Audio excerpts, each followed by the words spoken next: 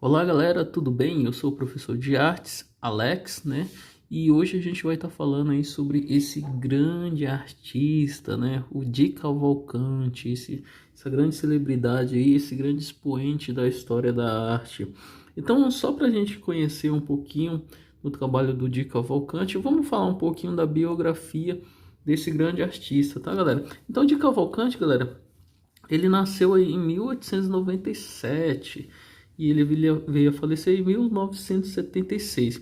Ele foi um pintor brasileiro que, apesar das influências aí cubista, do Picasso e Braque, né, ele também teve bastante influência aí do surrealismo do Salvador Dalí. E por que não dizer da própria Frida Kahlo, né? Então, ele foi um dos maiores, né, se não um dos maiores, né, pintor brasileiro aí, pela apresentação de temas populares, né, que ele chegava a trabalhar bastante. Trabalhou como tema, por exemplo, o carnaval, as mulatas. Ele trabalhou também com essa questão do samba. Deixa eu tentar lembrar que ele trabalhou com questão de favelas também. E operários, no caso, ele também trabalhou com essa questão de operários. Até mesmo a própria Tarsila do Amaral trabalhou com muito essa questão de operários. Tanto é que tem obras dela com esse nome. Então, o nome dele, na realidade, pessoal, é Emílio Augusto Cavalcante de Albuquerque. E a gente abrevia esse nome dele chamando apenas de Cavalcante, né? Ele é um cara que nasceu aí no Rio de Janeiro, né? No dia 6 de setembro de 1897 mesmo, realmente ele se tornou aí, né? Ele veio a esse mundo para se tornar esse grande ícone da história da arte. E ele era, na realidade, ele era filho de Frederico Augusto Cavalcante de Albuquerque e da Rosália de Sena, certo? Isso é um pouquinho da biografia de Cavalcante, né? Mas eu vou estar dando continuidade aí para a gente conhecer um pouquinho mais sobre o trabalho dele. Então, galera, desde 1916 o Di Cavalcanti ele já publicava charge política para a revista Fonfon. Revista Fonfon, como você pode observar aí, essa ilustração que tem a assinatura dele, ele ilustrava realmente as revistas. E essa revista aí foi uma revista que chamou bastante atenção na época, pelas ilustrações do Di Cavalcanti. No mesmo ano aí, pessoal, de 1916, né, ele expôs no Salão dos Humoristas uma série de ilustrações sobre a balada do Cássio do Rendigas, né, que no caso aí ele produziu. Então, em 1917, um ano após aí, onde ele também trabalhava com a revista Fonfon, em 1917 ele começou a pintar sobre a influência de Arte Nouveau, né, uma arte nova aí no caso. E nesse mesmo ano, galera, ele fez as suas primeiras individual para a revista, no caso, a Cigana. Então, ele é um artista aí que teve, além de ter bastante influência aí do surrealismo, né, ele também foi um artista que também caracterizava por esse estilo mais de ilustração, né? Então ele brincava com isso e até mesmo acabou criando uma certa influência para arte novo, arte nova, tá, galera? Então, para dar continuidade aqui, galera, eu peguei um trecho que eu achei muito importante na exposição de Semana de Arte Moderna. Então, em 1919, de Cavalcante ele ilustrou um livro Carnaval do Manuel Bandeira. Como você pode observar, o Manuel Bandeira é um grande escritor, né? Então, em 1921, ele casou-se com sua prima Maria e neste mesmo ano ele mudou-se para São Paulo, onde participou com destaque da Semana de Arte Moderna de 1922. Elaborou a capa do catálogo e expôs 11 telas no hall do Teatro Municipal de São Paulo, entre elas Pirrete. Então, em 1922, ele chegou a expor essa obra. Galera, a gente está falando aí dos modernistas, né, que trouxeram aí para quebrar a arte tradicional, com Oswaldo de Andrade, Tarsila do Amaral, Anita Malfatti e todos esses outros artistas que de certa forma estava sofrendo uma influência muito grande das vanguardas europeias, né? Do futurismo, do Marinetti, do cubismo, do Picasso e do Braque, né? Do Champ, né? No caso do dadaísmo. Então, são artistas aí que eles vieram sofrendo essas influências das vanguardas europeias e acabando ou não nesse sentido meio que antropofágico, acabou comendo a cultura europeia e trazendo para o Brasil, mas só que abrasileirando. Foi mais ou menos nesse sentido que aconteceu a Semana de Arte Moderna no Teatro Municipal de São Paulo, né? Eles abrasileirou, né? Esse termo antropofágico de comer a cultura de fora, né? Esse abapuru, né? Que foi um símbolo aí usado pela Tarsila do Amaral junto com Oswaldo de Andrade. Então, eles acabaram meio que se apropriando aí das vanguardas europeias e trazendo para cá o melhor que tinha para oferecer. Talvez aí nesse termo mais não tão futurista, né, que teve uma influência querendo ou não, do Marinetti, desse movimento futurista, que tinha a destruição dos museus, que tinha essa ideia também mais caracterizada de ser contra o passado, mas talvez mais se apropriar dos movimentos, mas na parte boa do movimento, comer o que é bom do movimento. Tudo bem, galera? Então, só para a gente continuar aqui nessa videoaula, eu já gosto desse tema aí. O Di Cavalcanti, pessoal, ele mudou-se aí para Paris em 1923. E no caso, como correspondente de jornal de Correio da Manhã, ele voltou para o Brasil em 1925, com visíveis influências cubistas do Braque, né, do grande Braque, e por que não, do Picasso, né? São os dois expoentes aí do cubista nas vanguardas europeias. Então, em um livro em 1926, ele ilustrou o livro, pessoal, como você pode verificar aí do lado direito da tela, ele ilustrou o livro Losango Caqui, que não é nada mais, nada menos de o grande Mário de Andrade. O Mário de Andrade é o que é o mesmo do Macunaíma, é um grande escritor, né? Então, ele também é um dos poetas, dos escritores aí que participou da Semana de Arte Moderna. Então, nesse mesmo ano, galera, ele também entrou aí para o Diário de Noite, né? Da Noite, no caso, como ilustrador e jornalista. Então, ele teve um repertório bem grande nesse sentido, tá bom?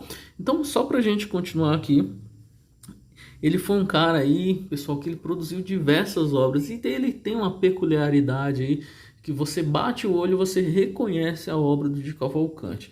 Então, em 1929, ele executou os primeiros painéis modernos no Brasil para o Teatro João Caetano, no Rio, pessoal, onde revela a marca do cubismo atuado por curvas barrocas e movimentos populares como carnaval e samba. Isso era uma característica muito grande do Di Cavalcanti. Só para a gente dar continuidade também, em 1932, o Di Cavalcanti ele fundou, galera, só para você ter uma ideia, o Clube dos Artistas Modernos, junto com Flávio de Carvalho, Antônio Gomide, Carlos Prado. Em 1934, ele acabou se filiando, né? Ele tinha esse lado mais característico também de politizado, ele filiciou ao Partido Comunista Brasileiro, galera.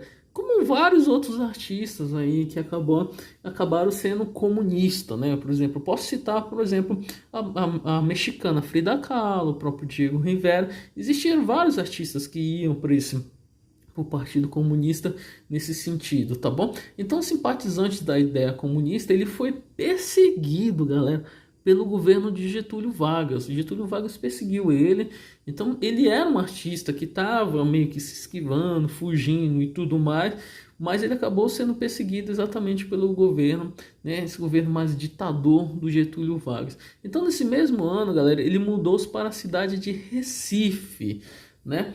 Então, só para a gente continuar entendendo aí um pouco sobre essa questão do Di Cavalcanti, o Di Cavalcanti ele voltou também para a Europa, onde ele permaneceu, galera, entre o ano de 1935 e 1940, e ele expôs seu trabalho em galeria de Bruxelas, Amsterdã, né, no caso Paris, Londres, onde ele conheceu artistas como Picasso, Matisse, né? O Matisse aí, que é um cara que eu gosto bastante, que produziu uma obra A Dança, né? O próprio Picasso, que produziu uma obra As Senhoritas de Avignon, né? La Demoiselle, e também Guernica, né, que é um grande símbolo aí sobre essa questão de mostrar o General Franco, a Guerra Civil Espanhola, que tem todo um contexto histórico aí do Picasso. Então ele acabou conhecendo esses dois artistas na época. Aí uma pintura, fica como exemplo, uma pintura Vênus, que ele pintou em 1938. Um traço muito bom, né, galera?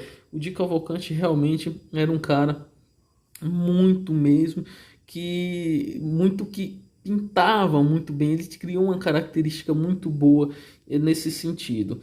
Então, o Di Cavalcanti, pessoal, só para a gente ter uma noção também, ele ilustrou aí, só para você ter uma ideia, ele ilustrou os livros aí de Vinícius de Moraes, Jorge Amado. Em 1951, ele participou também da Bienal de São Paulo e doou seus desenhos ao MAN, galera. O MAN, né? Vocês conhecem o MAN, que é o Museu de Arte Moderna.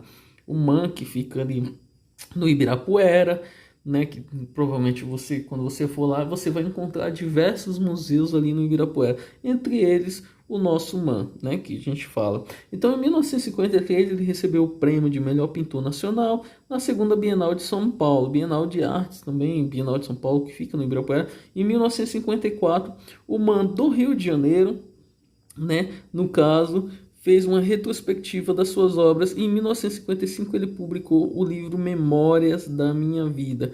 Então, falando sobre o Di Cavalcanti, pessoal, eu queria que vocês observassem aí uma obra em que ele fez chamado Ciganos. Essa obra é de 1940, galera. Olha a facilidade, o efeito, a luz, a sombra, né? Esses traços muito também de Cavalcanti. Eu olho as pinturas dele, eu comparo ele, lógico que cada um com a sua peculiaridade de pintor, mas eu comparo muito ele com Cândido Portinari. Eu acredito que ele tem um pouco dessa característica, talvez por fazer o pé maior, a mão um pouco desproporcional, um pouco do Cândido Portinari tá aí.